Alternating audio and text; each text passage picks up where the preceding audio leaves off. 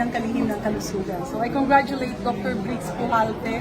Nakatrabaho ko siya ng matagal.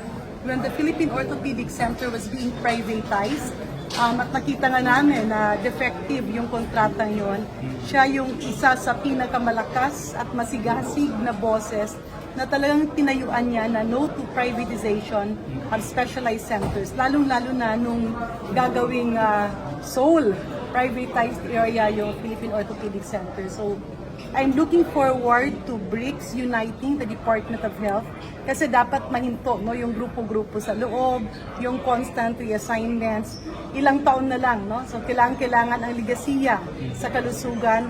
So good luck, Dr. Briggs Pujalte. We believe in you, and hindi lang siya doktor na sanay sa mga pampublikong serbisyo.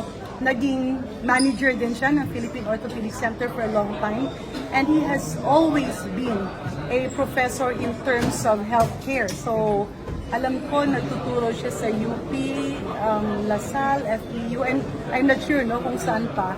Pero sa pagkakakilala ko kay Dr. Briggs Pujalte, he is now a pillar that can magnetize the other leaders of the department para mabilis at ramdam ng taong bayan ang serbisyo sa kalusugan. I know Briggs will walk the talk.